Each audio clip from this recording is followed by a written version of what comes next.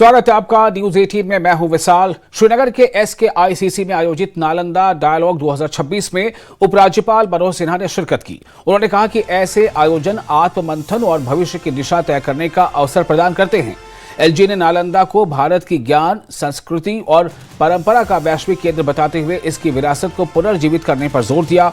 आयुर्वेद, योगा और वास्तुकला जैसी पारंपरिक विधाओं को आधुनिक शिक्षा, शोध और तकनीक से जोड़ने और युवाओं की भागीदारी बढ़ाने की आवश्यकता बताई।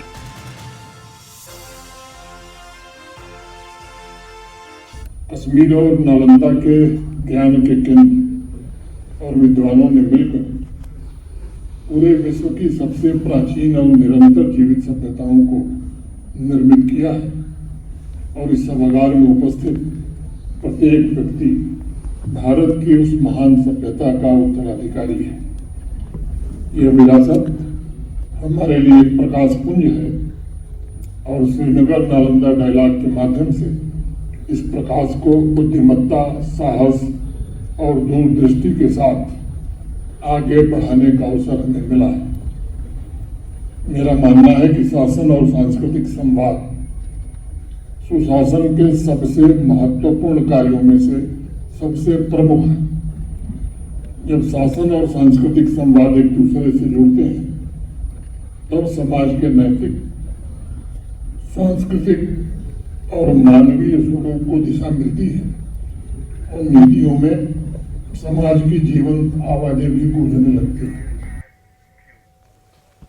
और स्वास्थ्य मंत्री सकीना इतू ने GMC के कार्डियोलॉजी विभाग में कथित अनियमितताओं के मामले पर कहा कि जांच पहले ही शुरू कर दी गई है और संबंधित डॉक्टर को निलंबित कर दिया गया है। उन्होंने कहा कि विभागीय स्तर पर जांच प्रक्रिया जारी है और रिपोर्ट का इंतजार किया जा रहा है। जांच पूरी होने के बाद जो भी दोषी पाया जाएगा उसके खिलाफ कानून के मुताबिक सख्त कार्रवाई की जाएगी।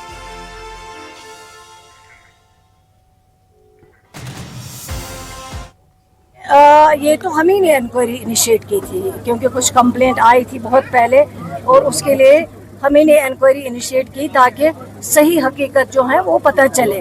और उसके बाद जब कुछ चीज़ें सामने आई हैं तो हमने ऑलरेडी जो है वहाँ पे जिनके खिलाफ कंप्लेंट की है वो ऑलरेडी उनको सस्पेंड कर दिया है। और क्योंकि एक चीज़ होती है जब कंप्लेंट आती है फिर आपको उनको भी मौका देना है कि वो भी अपनी एक्सप्लेन पोजीशन करे। लेकिन जहाँ कहीं पे इस तरह की, मैंने पहले ही बोला है, आज भी बोल रही हूँ, क्योंकि मैं खुद समझती हूँ कि डॉक्टर जो प्रोफेशन है वो एक बहुत नेक प्रोफेशन है, नोबल प्रोफेशन है वो, क्योंकि मैं खुद इस प्रोफेशन से जुड़ी हुई हूँ। मगर जब इस तरह की सिचुएशन आती है, इस तरह की चीज़ें आती हैं, खुदा की कसम मेरा दिल ख़राब हो जाता है। मैं समझती हूँ एक डॉक्टर अगर इस तरह कहीं कर सकता है, लोगों की जानों के साथ अगर इस तरह कोई खेल सकता है, तो मेरे ख्याल से इससे बदकिस्मती की बात और कोई हो ही नहीं सकती है। लेकिन जहाँ तक डिपार्टमेंट का ताल्लुक है, इनिशिएट हम ही ने इंक्वायरी की और हम ही इसको कंक्लूजन तक पहुँचा रहे हैं। आज उसका सस्पेंशन ऑर्डर हुआ है। आज आगे जो भी करना होगा, मैं हर एक डॉक्टर को यही कहना चाहती हूँ, हमारी भाई है, हमारी बहनें हैं, लोगों के जानों के साथ कंप्रोमाइज़ मत करो। आपने ऑलरेडी, सरकार ने आपके पास इसके लिए तनख्वाह दी है, जो आप जॉब कर रहे हो ये लोगों के लिए है ताकि लोगों को पेशेंट केयर में आप मदद कर सको। तो सरकार इस पे लगी है और ऑलरेडी एक्शन हुआ है, आगे भी जो करना होगा वो भी। और मेंढर के OP हिल स्टेडियम में Chaudhary Masood memorial cricket tournament का भव्य शुभारंभ हुआ। टूर्नामेंट का उद्घाटन मंत्री जावेद अहमद राणा ने किया। प्रतियोगिता में क्षेत्र के कई इलाकों की कुल 16 टीमें हिस्सा ले रही हैं। इस मौके पर खेल प्रेमी, स्थानीय नागरिक और आयोजन समिति के सदस्य बड़ी संख्या में मौजूद रहे। अपने संबोधन में मंत्री जावेद अहमद राणा ने कहा कि खेल युवाओं की ऊर्जा को सकारात्मक दिशा देने का प्रभावी माध्यम है। उन्होंने क्रिकेट को बढ़ावा देने के लिए आयोजकों के प्रयासों की सराहना की। सरहदी जिला में मैचेस तो बहुत से होते रहते हैं, लेकिन ये मैं समझता हूँ कि बहुत ही इम्पोर्टेंट मैच है जी। और आज का जो ये शुरुआत है Chaudhary doctor Masood memorial champion league जो यहाँ स्टार्ट की गई है, जिसमें मुख्तलिफ टीम यहाँ आई हैं। मैं समझता हूँ ये एक सेहतमंद माशरे के लिए ज़हनी तौर पे अलर्ट और फिजिकली फिट होना बहुत ज़रूरी है। और आज जो माहौल चल रहा है मनशियात को लेके और दूसरी बिदात जितनी भी समाज सोसाइटी में आ गई हैं, और सबसे बड़ी ये है कि नौजवान जो हैं वो एक जो नई जनरेशन है उनको कोई ऐसी फैसिलिटीज़, ऐसी चीज़ें अवेलेबल ना होने की वजह से वो भटक रहे हैं। तो मैं समझता हूँ ये एक बहुत ही ज़रूरी था और इस सिलसिले को कंटिन्यू रखना चाहिए, और एक सेहतमंद माशरे के लिए ये सब चीज़ें ज़रूरी हैं। तो मैं मुबारक करूँगा जो यहाँ की मैनेजमेंट कमेटी है जिन्होंने ये ऑर्गेनाइज़ किया है। और अनंतनाग के जीएमसी में कार्डियोलॉजी विभाग में हुई कथित अनियमितताओं को लेकर राजनीतिक विवाद तेज हो गया है। पीडीपी नेता इल्तिजा मुफ्ती ने आरोप लगाया है कि पीएम जय योजना के तहत धन के दुरुपयोग यानी गलत इस्तेमाल के लिए कई मरीजों की कथित रूप से अनावश्यक हृदय सर्जरी की गई। ये स्वास्थ्य क्षेत्र में गंभीर करप्शन है और इसकी निष्पक्ष और उच्च स्तरीय जांच की जानी चाहिए। गरीब मरीजों के उपचार के लिए शुरू की गई योजनाओं का फायदा जरूरतमंदों तक पहुंचना चाहिए, न कि भ्रष्टाचार का माध्यम बनना चाहिए।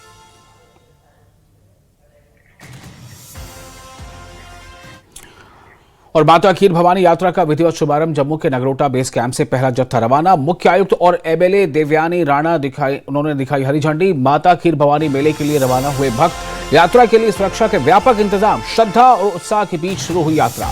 माता खीर भवानी की पवित्र वार्षिक यात्रा का आज से आगाज हो गया है। जम्मू के नगरोटा बेस कैंप में आज श्रद्धालुओं का पहला जत्था यात्रा के लिए रवाना किया गया। विस्थापित कश्मीरी पंडित सहित हजारों श्रद्धालु बड़ी श्रद्धा और उत्साह के साथ यात्रा के लिए रवाना हुए। मुख्य आयुक्त डॉक्टर अरविंद करवानी, पुलिस के वरिष्ठ अधिकारी और नगरोटा की विधायक देवयानी राणा ने हरी झंडी दिखाकर यात्रा को रवाना किया। श्रद्धालुओं का जत्था गांदरबल जिले के तुलमुल स्थित माता खीर भवानी मंदिर जाएगा और यहां माता खीर भवानी के दर्शन और पूजन किया जाएंगे।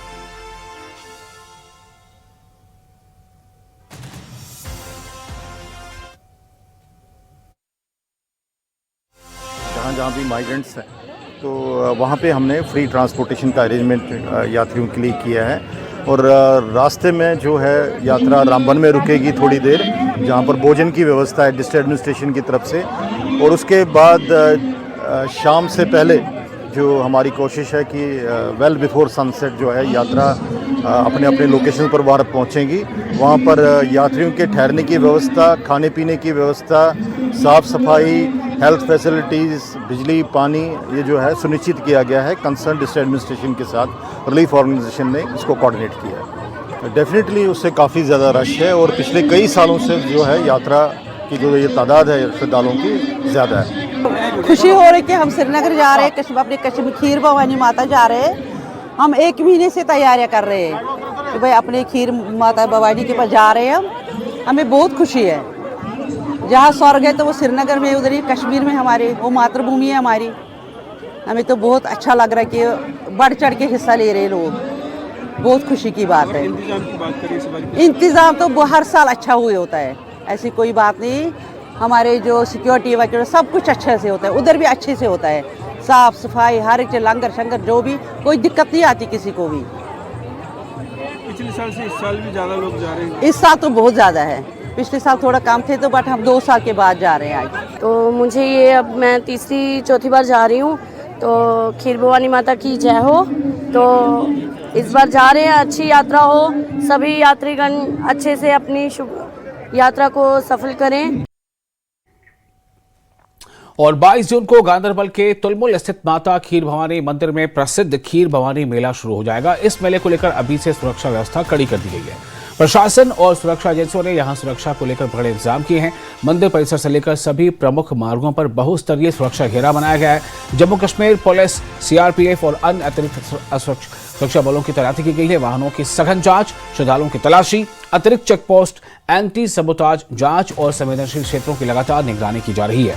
किसी भी आपात स्थिति से निपटने के लिए क्विक रिस्पांस टीमें भी तैनात की गई हैं। प्रशासन का कहना है कि सभी तैयारियां पूरी कर ली गई हैं ताकि श्रद्धालु शांतिपूर्ण और सुरक्षित माहौल में पूजा अर्चना कर सके। मेले में जम्मू कश्मीर समेत देश भर से हजारों श्रद्धालुओं के पहुंचने की उम्मीद है।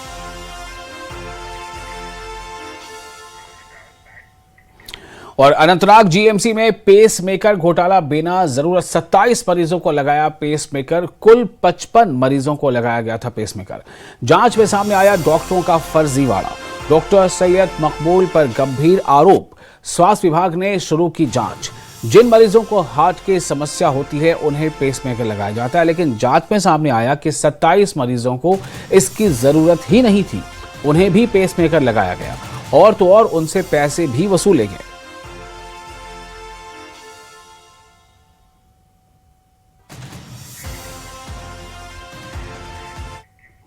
अमरनाथ यात्रा से पहले सुरक्षा का सख्त पहरा। सांबा में चप्पे चप्पे पर सुरक्षा बल तैनात।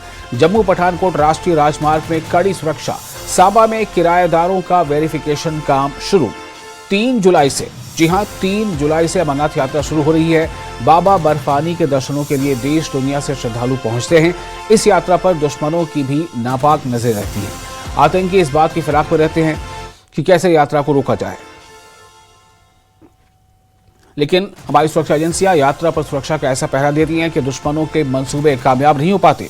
इसी कड़ी में प्रवासी मजदूर और बाहरी राज्यों से आने वाले किराएदारों की वेरिफिकेशन की जा रही है ताकि अमरनाथ यात्रा में कोई भी खलल ना हो। अमरनाथ यात्रा को लेकर सुरक्षा व्यवस्था और भी कड़ी कर दी गई है। यात्रा मार्ग से जुड़े इलाकों, विशेष रूप से जम्मू पठानकोट राष्ट्रीय राजमार्ग और उसके आसपास के क्षेत्रों में जम्मू कश्मीर पुलिस पूरी तरह सतर्क नजर आ रही है।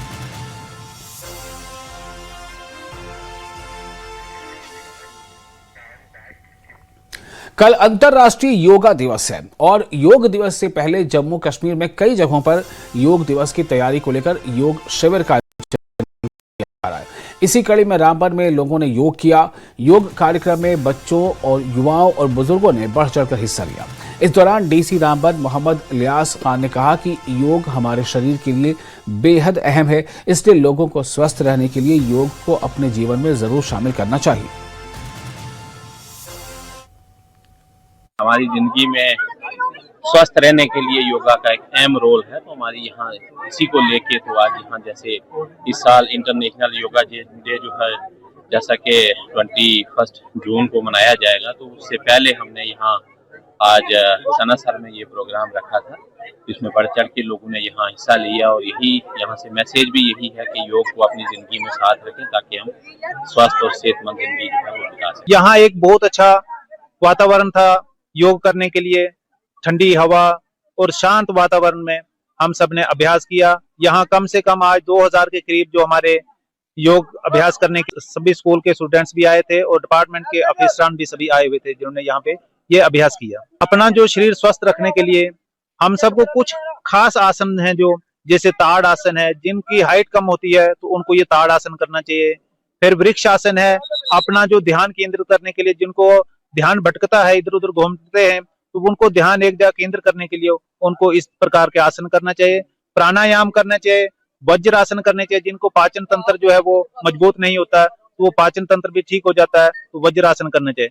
फिर अपना जो स्मरण शक्ति है वो हम बार बार भूल जाते हैं, वो उसको बढ़ाने के लिए हम सब ने प्राणायाम करनी चाहिए। देखो, योग तो हमारी भारत की देन है। ये परंपरा हमारी ऋषि मुनियों के समय से आ रही है, लेकिन बाद में जब महर्षि पतंजलि जी आए, उन्होंने ये हमें अष्टांग योग जो है वो दिया। उसके पश्चात जो हमारी ये जो परंपरा तो लुप्त होती जा रही थी, तो इसको हमारे स्वामी रामदेव बाबा जी ने भी इसको थोड़ा सा उजागर किया। और फिर हमारे जब प्रधानमंत्री, उन्होंने 21 जून 2014 को ये घोषणा की कि हम 21 जून को हम जो अपना इंटरनेशनल योगा डे बनाएंगे, और जिससे पूरी दुनिया को ये एक दिशा मिली और पूरी दुनिया जो इस योग को मना रही है। और आज जो पूरी दुनिया में एक नई ऊर्जा का जन्म जैसे हुआ, उस तरह से ये योग दिवस पे लोग जो नई ऊर्जा का अभ्यास करते हैं। और वही श्रीनगर की पोखरीबाल झील में अंतर्राष्ट्रीय योग दिवस से पहले बिल्कुल अलग अंदाज में योग किया गया। वाटर स्पोर्ट्स खिलाड़ियों ने झील के पानी पर फ्लोटिंग यानी एक्वा योग का मुजाहरा किया।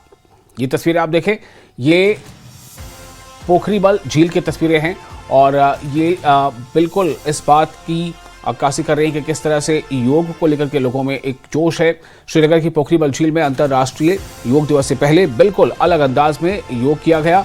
वाटर स्पोर्ट्स खिलाड़ियों ने झील के पानी पर फ्लोटिंग यानी एक्वा योग प्रदर्शन किया है। और खबर बारामूला से है, जहां सेंट जोसेफ स्कूल में मेरा देश मेरी पहचान कार्यक्रम का आयोजन किया गया। भारतीय सेना और लक्ष्य फाउंडेशन के संयुक्त तत्वाधान में आयोजित इस कार्यक्रम में करीब 8,000 छात्रों ने उत्साहपूर्वक भाग लिया। कार्यक्रम में भारत की विविध संस्कृति, परंपराओं और विरासत की रंगारंग झलक पेश की गई।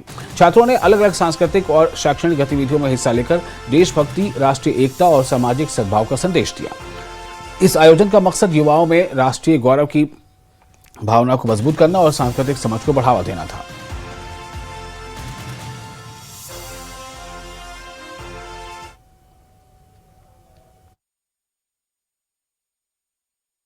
मेरा देश मेरी पहचान नारा जो है वो इसलिए है कि हम देश के बाहर जाते हैं तब कहते हैं आई एम एन इंडियन, और इंडिया में आके हम अलग अलग हो जाते हैं। कोई कश्मीरी है, कोई बंगाली है, कोई गुजराती है, कोई महाराष्ट्रियन है, फिर कोई ये रिलीजन, कोई वो कास्ट, और हम छोटे छोटे होते जाते हैं।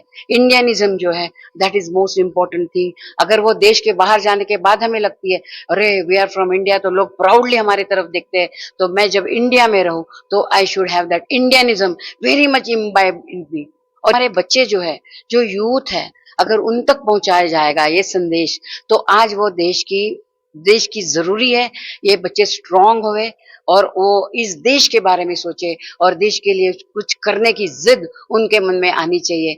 ऐसे इस विचार से 8वीं से 12वीं के 12th स्टैंडर्ड के जो बच्चे हैं उनके मन में कुछ थोड़ा सा देश के बारे में वो सोचने को उनको मजबूर करने का प्रयास है। हर जगह से टीचर्स अपने अपने एफर्ट्स करते हैं, उनके घर वाले करते हैं, अपने रिलेटिव्स करते हैं। ये थोड़ा सा लक्ष्य फाउंडेशन की ओर से पिछले 17 साल से हम ये कर रहे हैं। और फिलहाल एक छोटा सा मैंने कहा है कि जम्मू कश्मीर को राज्य से केंद्र शासित प्रदेश में बदलना यहां के लोगों के साथ अन्याय था। उन्होंने केंद्र सरकार से मांग की कि जम्मू कश्मीर का राज्य का दर्जा जल्द से जल्द बहाल किया जाए। सतीश शर्मा ने कहा कि राज्य का दर्जा वापस मिलने से लोकतांत्रिक संस्थाएं और अधिक मजबूत होंगी। उन्होंने भी जताई कि केंद्र सरकार लोगों की भावनाओं का सम्मान करते हुए इस दिशा में सकारात्मक कदम उठाएगी।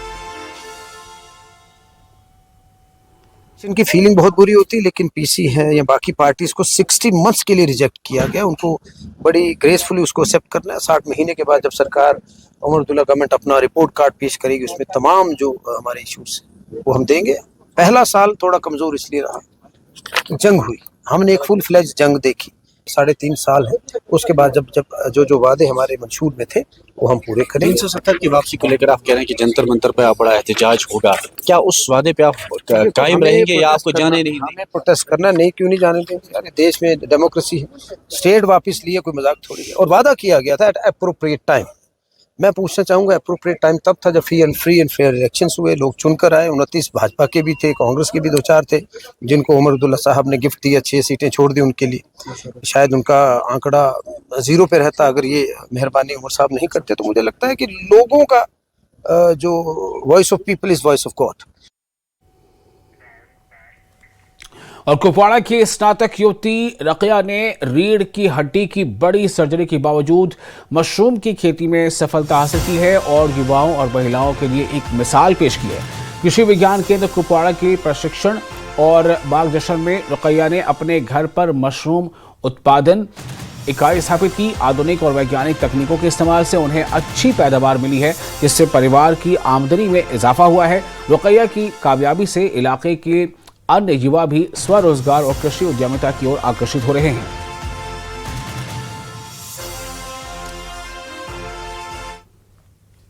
यही अपील करना चाहूँगी कि आजकल जिस हिसाब से हम देख रहे हैं गवर्नमेंट जॉब्स नहीं मिल रहे हैं, इस हिसाब से हमें देखना चाहिए कि हमारा मौसम देख के, हमारा ये एटमॉस्फेयर देख के हम खुद का रोजगार कमाएं और दूसरों को भी अपने हिसाब से खिलाएं। मुझे लग रहा था शायद कुछ नहीं हो, मैंने छोड़ दिया था।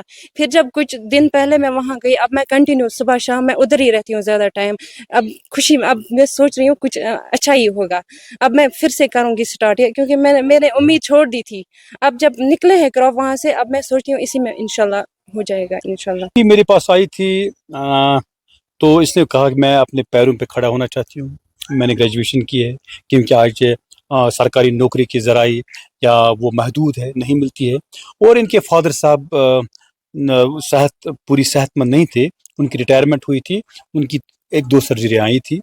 तो मैंने इसको बोला, बेटा आप क्या काम करना चाहते हो? इसने बोला कोई हल्का सा काम मैं करना चाहती हूँ। तो इसने हमें बोला कि मैं मशरूम उगाना चाहती हूँ। इसकी इंटरेस्ट को देखकर हम इसके घर आए, मैं खुद आया, इसके घर आया, इसको बोला क्या आपको क्या क्या करना है। तो हमने पूरा प्रोसेस प्रैक्टिकल डिमॉन्स्ट्रेशन इसको यहाँ दे दिया। इसने सारा मटेरियल जो मैंने उसको बोला था वो इसने लाया था और हमने प्रैक्टिकल पूरी इसकी डेमोन्स्ट्रेशन दी है। तो कृषि को अपना पेशा बनाकर साइंसी तकाज़ों पर खेती करें और अपना रोजगार खुद कमाएं, दर बदर की ठोकरें न खाएं। They should become job providers nor job seekers. और नशा मुक्त जम्मू कश्मीर अभियान के तहत डोडा पुलिस को बड़ी कामयाबी मिली है। नियमित जांच अभियान के दौरान पुलिस ने एक नशा तस्कर को गिरफ्तार किया है और उसके पास से करीब 7 ग्राम हेरोइन जैसी प्रतिबंधित पदार्थ बरामद किया गया है। गिरफ्तार आरोपी की पहचान आकिब के तौर पर हुई है।